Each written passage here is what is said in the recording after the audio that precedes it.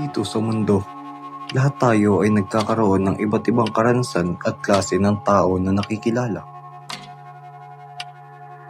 May mga taong malilinis ang intensyon sa umpisa, ngunit may tinatagong kasamaan sa uli.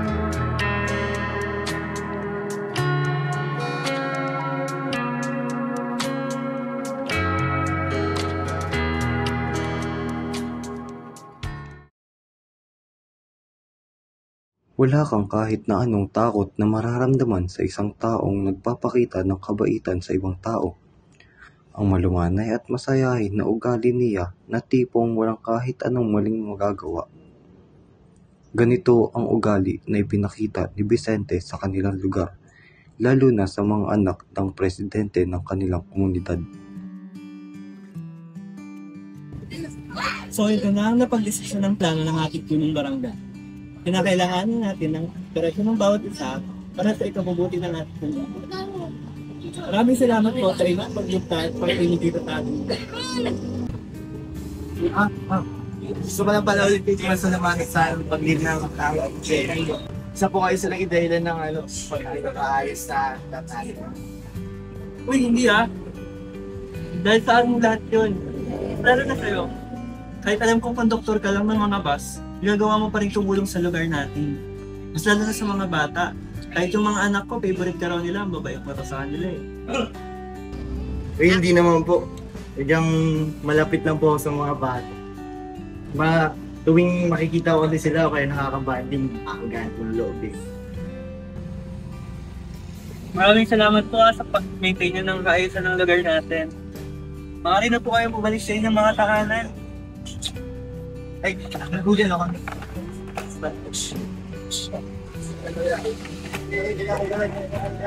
Maraming salamat Kaya lapit na talaga sa yung mga anak ko Ay, di naman po. Masaya lang po talaga ako makita sa kanila, makita sila. Pero alam ko ngayon lang, hindi pa po ako nakakita ng mga batang tulad nila na katalino. Maraming salamat Pero ang tatamad nila. Kung ano-ano lagi inuuna, nakakainis. Ay, ganun ba? Libre naman po ako pag gabi. Baka pwede ako maging chintok nila. Libre naman po, okay lang. Okay lang ba sa'yo? Magsabi ka lang kung baka nakakasagabal sa'yo Ay, okay lang Okay. Gusto ko rin naman po sila i-chintok. Manghang-mangha lagi ang mga anak ng presidente ng kanilang lugar kay Vicente. Mas napapadalas na rin ang pagpunta ni Vicente sa bahay upang tulungan ang dalawang bata. Pagsasolve ng math equation sa batang lalaki at pagsasaayos naman ng parirala ng wika para sa batang babae. Makalipas ang ilang araw, umuuso na rin ang isang klase ng lapis. Mga lapis na makulay at pagganda. Hindi ito nabibili ng isang ordinaryong mag-aaral na may 1 sentimo na baon kada araw lamang.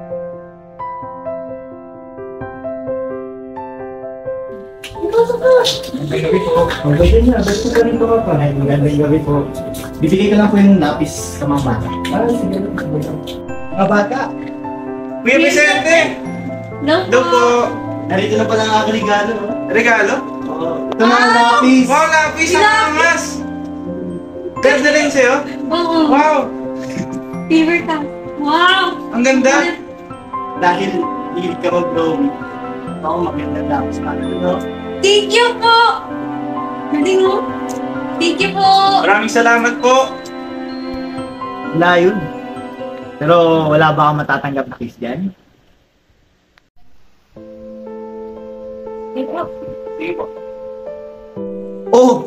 Ginagawa mo! Hindi pwede yung lalaki bumalik sa lalaki Po?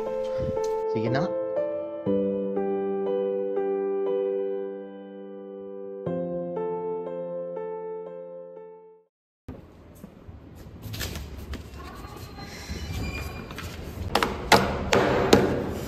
Okay, class is dismissed. Tingnan mo, bigay sa akin ng tutor ko. Wow! Ano tawag dyan? Mechanical sensing. Oh. Tapos, Uy! Tignan mo yung mechanical may sensing. unlimited siya na bala. Wait! Hindi na. Compare mo sa'yo. Maganda pa yung bagay yun. Diba? Mas maganda ka trophy kita. Ma! Pa! Ang dami pong nagagandahan sa lapis ko kanina sa school. Tapos yung isa po namin kaklase, nangingi pa sa akin. Kaso sabi ko, galing po kay Kuya Vicente, regalo lang sa amin. Sobrang bait po ni Kuya Vicente. Gusto ko pa nga po humingi ng maraming lapis sa kanya eh. Tapos nung inaarap silang kabaitan ni Vicente isa lang siyang konduktor ng bus, sobrang siyang hingaan niya kung ano-ano. Oo, tsaka marami din pa yung inisip sa buhay niya. Nakapagtaka rin yung mga taong katulad niya, hindi kilala pa rin tayo. Nagdadala sa mga regalo para sa mga anak natin. Hindi ko akalain mo. Alam mo, sa totoo lang, di maganda kung tugtog siya kay Vicente. Konduktor lang naman siya ng bus.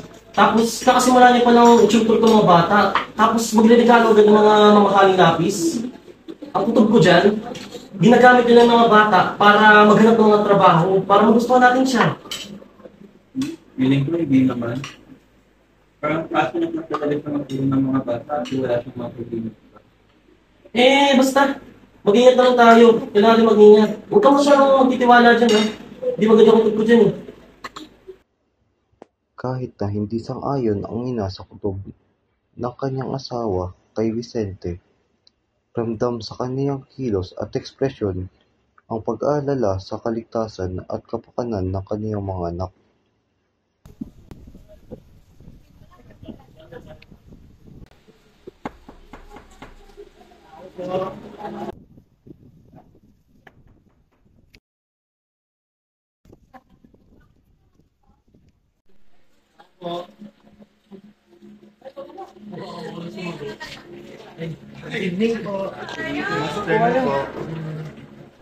Kuya Vicente, nagandahan po yung mga klase namin sa mga binigay mong lapis sa amin. Oo nga po, ginamit namin yun agad sa school. Pwede niyo po ba kaming bilan ulit ng mga lapis? Pwede naman. Basta magpakabayad lang yung mga bata. Tapos, pwede niyo ba kuha ng isang baso? Sige po, basta po bilan niyo kami ng lapis. Siyempre naman. Mas lalo nga na. Kahit Salamat. ano pang gusto mo.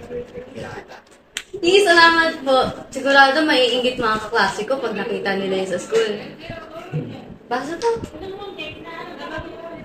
Pag-aaral ko. Ayos lang po. Pero may assignment po ako dito.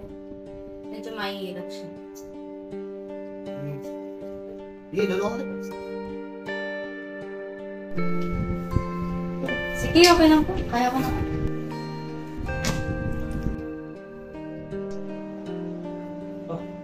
Para ano naman yan? Kay Kuya Vicente po. Sige. Vicente, ito na yung tubig mo.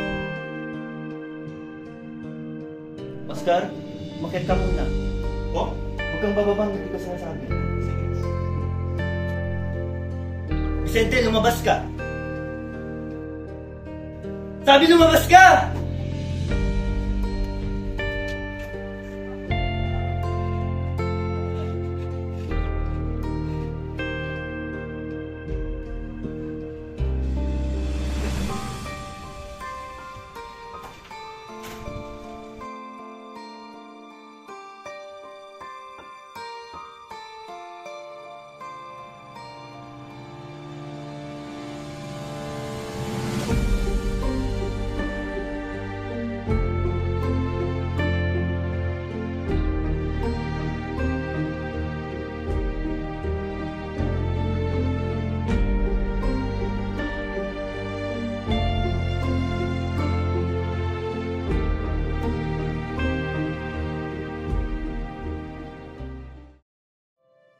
Kinabukasan, pinaghanda ng ina ng maligamgam na tubig ang kaniyang anak. Siya na rin ang nagpaligo, marahan, maingat, parang gusto niyang hugasan hindi lang ang katawan, kundi pati na rin ang bigat sa loob ng kaniyang anak.